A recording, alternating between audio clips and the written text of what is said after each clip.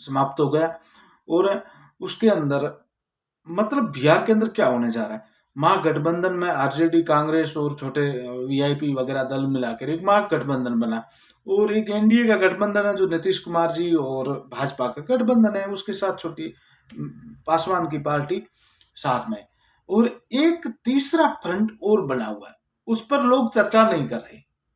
लेकिन जहां तक मैंने कोशिश की है तह तक जाने के लिए, उनके जो वीडियोस वगैरह आ रहे हैं, कौन कहाँ से क्या बोला जा रहा है, कितनी भीड़ आ रही है, मैंने एक विश्लेषण तैयार किया।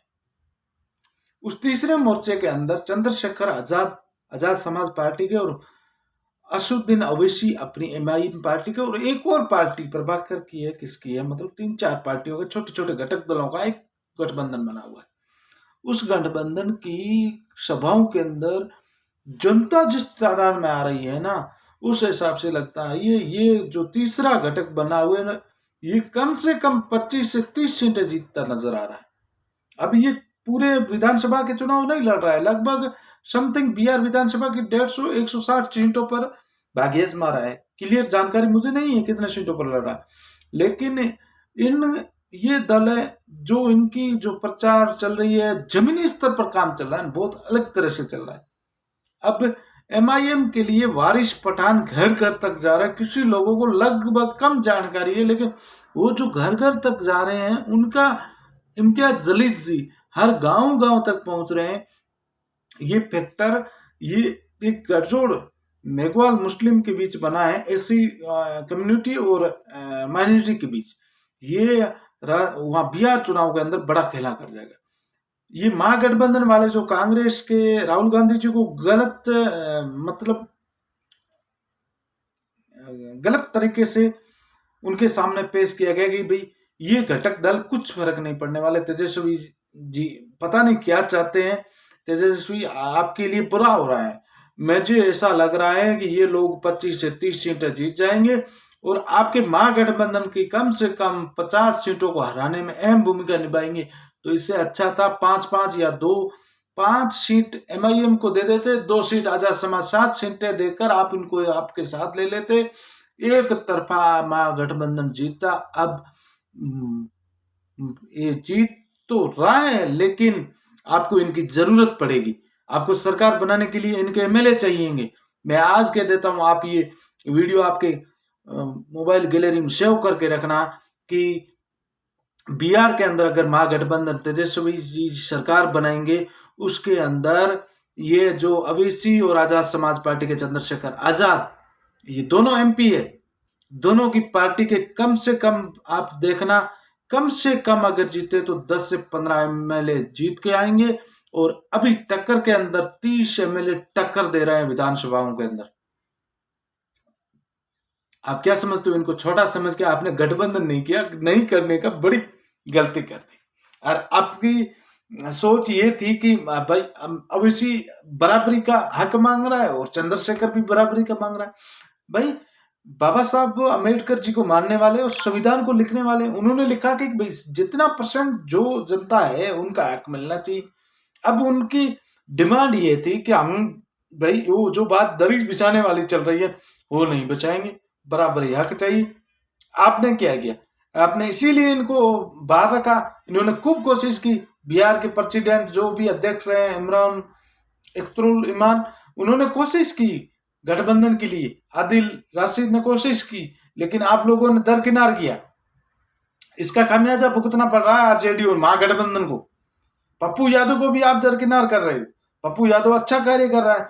बिहार को आज की जरूरत है, युवा पीड़ित शोषित, रोजगार की जरूरत है, शिक्षा की जरूरत है। आप नौकरी का वादा कर रहे हो, इससे अच्छा शिक्षित होने के लिए अच्छे आप बनाए, वो भी करो ना। तेजस्वी जी की गलती राहुल गांधी जी की नहीं है। राहुल गांधी जी के जो चमचे लोग हैं ना, वो गलत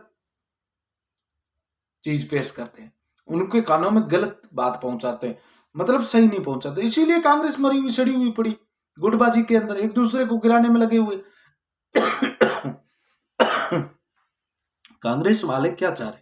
कांग्रेस वाले एक नेता हैं, ये पुराने लोग बैठे हैं, ये लोग क्या चाह रहे हैं? ये कुर्सी छोड़ना ही नहीं चाह रहे, आखिरी दम तक ये लड़ रहे हैं।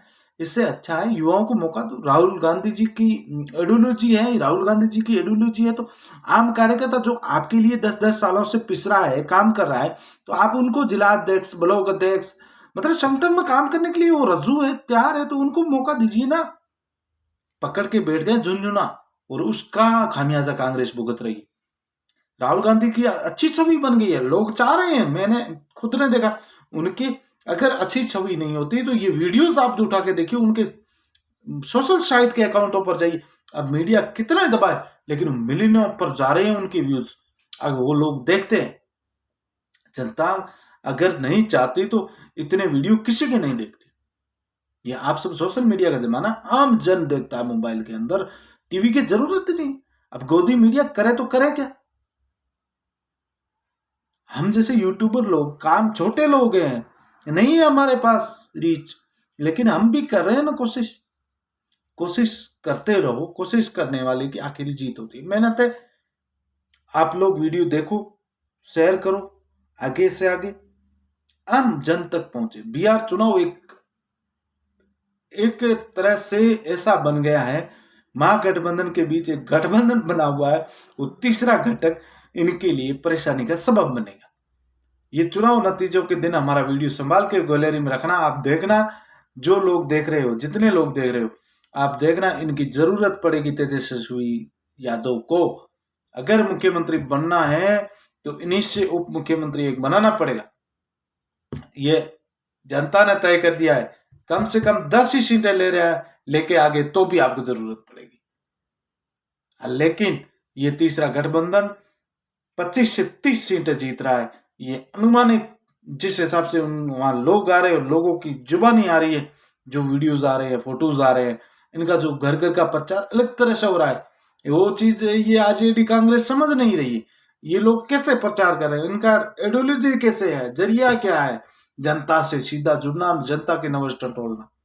ये अंता के अंदर जो राजस्थान में हो रहा है ना, नरेश मीणा सीधा जनता से जुड़ रहा है। बाकी वाले हवाई फायर भाषण करके चले जाते हैं, सभा करके मंच पर, लेकिन बीच जनता के खड़े रह के भाषण देना वही जनता चाहती है। वही ये कर रहे हैं जो तीसरा घटक दल बना है, जो चंद्रशेखर जी और अभिषेक जी। वीडियो लंबा खींच रहा है, आप लोग लंबे वीडियो देखते नहीं हो, इसलिए यहाँ मुझे समाप्त करना पड़ रहा है। लेकिन ये वीडियो संभाल के रखना आज की तारीख में। और ये आरजेडी को अगर सरकार महागठबंधन को बनानी है, तो ये जो 2 पार्टियों 3 पार्टियों का गठबंधन बना है, इनके एमएलए आपको जरूरत पड़ेगी। हर इनसे आपको उप मुख्यमंत्री बनाना पड़ेगा, अच्छे विभाग देने पड़ेंगे मंत्री लेवल के, नहीं तो आप इनको 5, 2, 3, 4, 10 सीटें देके आप मामला निपटा सकते थे, एक आधा मंत्री बना देते। लेकिन ये होती है बराबरी और हक की बात। अब इसी को बुरा कहो तो आपकी मर्जी है, मैं नहीं कहूंगा, क्योंकि अवैसी जी का आइडियोलॉजी ये है कि अपन जितना परसेंट है तो अपना हक मांग सकते हैं। हम भी उसी, आपकी कुर्सी लग रही है उसके पास में हमारी कुर्सी भी लग सकती है। क्यों? हम इस देश के शहरी हैं, इस देश के निवासी हैं। देशभक्ति के सर्टिफिकेट हमसे मत ले मांगिए। ये देश आजाद हुआ ना, इसमें सबसे ज्यादा गले कटवाने वाले हम थे। आप बुरा कह सकते हो, कहने में तो क्या लगता है भाई, उस बंदा उस संविधान के तहत उस दायरे के अंदर रह के बात करता है, इसलिए मैं बुरा नहीं कह सकता। मैं एक सतर्क आदमी हूँ, सामाजिक कार्यकर्ता हूँ, पत्रकार हूँ। पत्रकार की भाषा में मैं कहता हूँ वो आदमी गलत नहीं हो सकता। नहीं बी टीम है ना ए टीम है, आप कुछ भी कहो, बराबरी का हक मांगता, आप उसको गठबंधन नहीं करते हो, फिर कहते हो बी टीम है।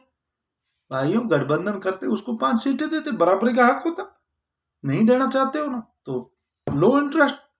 ये बिहार चुनाव आपको एक नतीजा देगा।